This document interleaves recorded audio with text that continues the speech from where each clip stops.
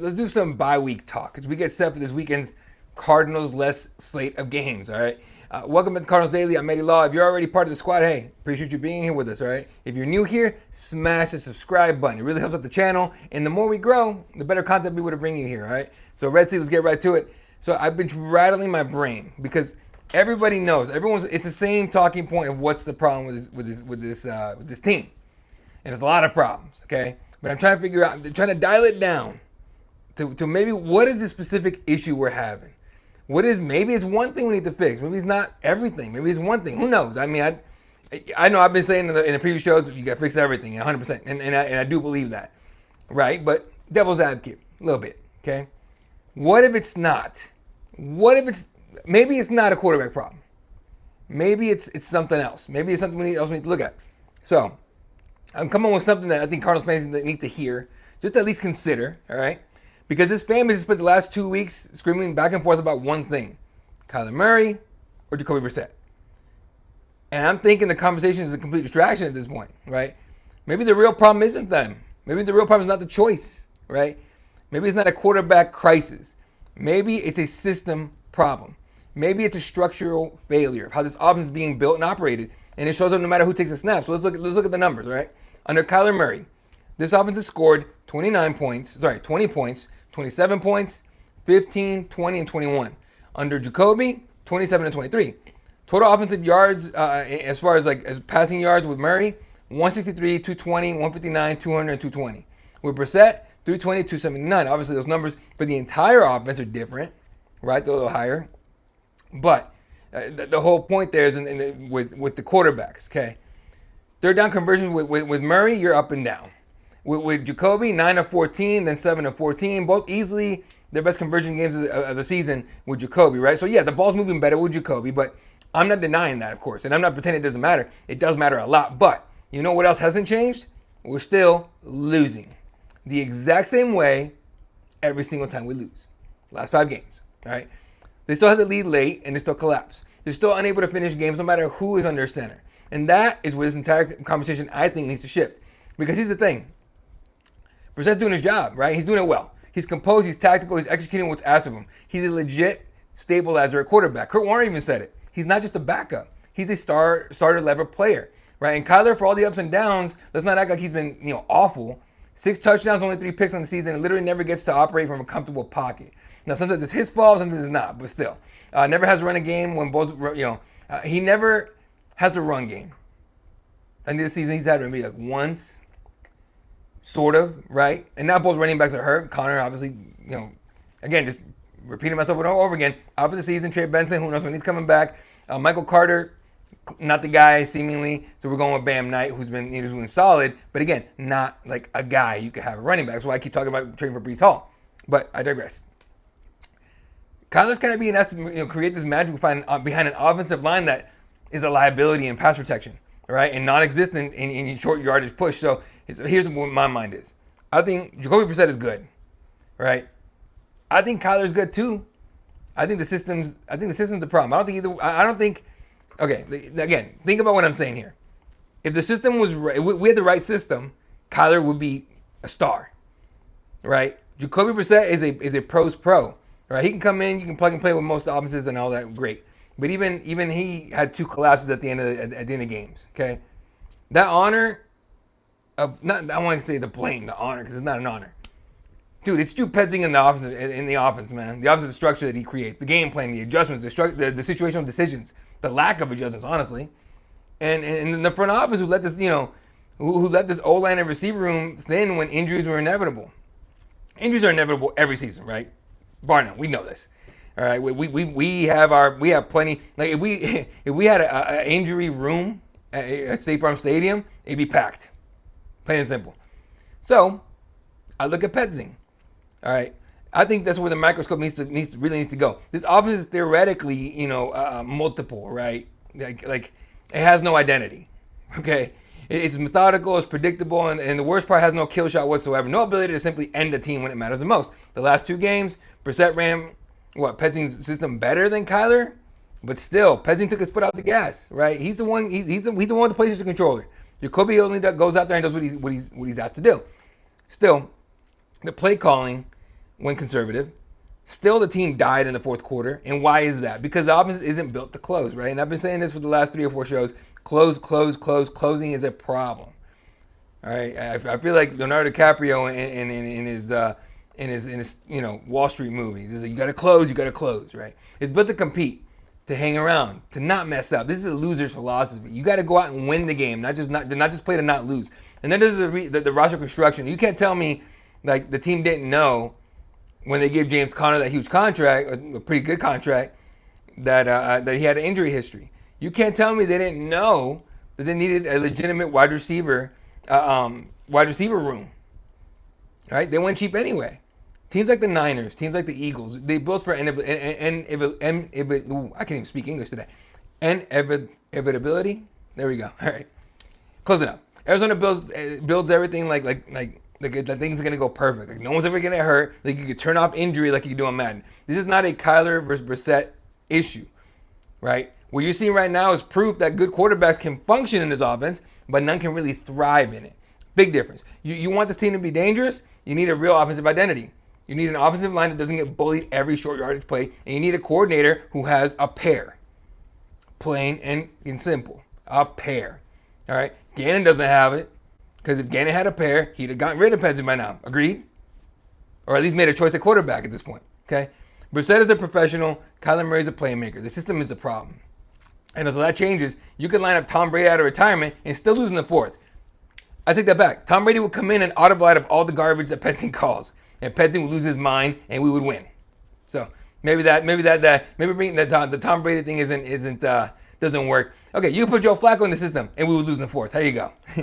Just bringing the name of a guy that's pulling it out at 40 years old. So honestly, the quarterback debate is lazy and crazy, but it's lazy.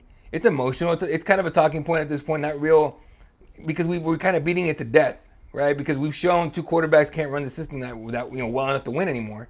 So the numbers tell you this team can move the ball with either Kyler or Brissett. The real conversation has to be, when does this organization demand an offense that doesn't just compete, but goes for the kill?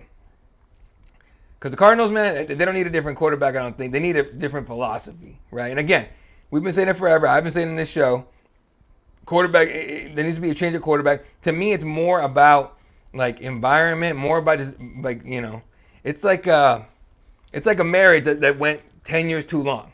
All right? At some point, everyone's looking at it from the outside like, dude, just separate already. You both need a new start, man. Like you both need to go somewhere else and just restart and live your lives. And I think that's what both parties need at this point. Kyler goes somewhere else. He'll probably kill it wherever he goes. And then we need to just restart and restructure this whole thing. But if you get rid of Kyler, and I'm okay with it if they do, Pesci has to go. And you got to consider Gannon, right? Because no matter what coach comes in, the head coach comes in that you hire, even offensive coordinators, they're not going to want whoever we have at quarterback. They're going to want to bring in a guy they believe in. So that's the deal with rebuilds, right? And Kyler's had, 2-3 different head coaches now? Can't do it. You can't be consistent that way. So it is what it is. But that's where we're at. All right. Late game. That's been the problem. We had the lead. We get to the fourth. It's getting close to game time, and we eat it. So how do we fix it? What do we need to do to fix these issues? Okay.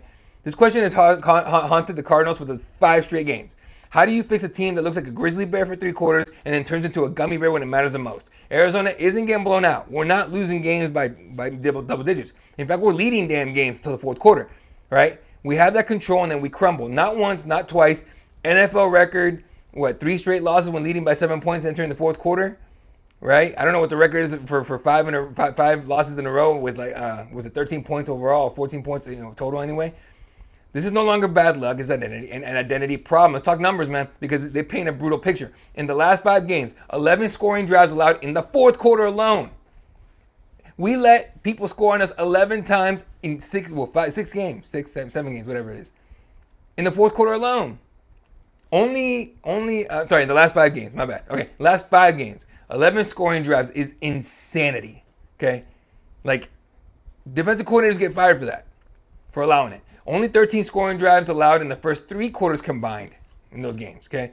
2 straight games allowing running backs through, excuse me. 2 straight games allowing running backs to run right through the line late. That defensive line is supposed to be killer for us. Jonathan Taylor whooped our butt in that, in that 1 week. Josh Jacobs did it last week.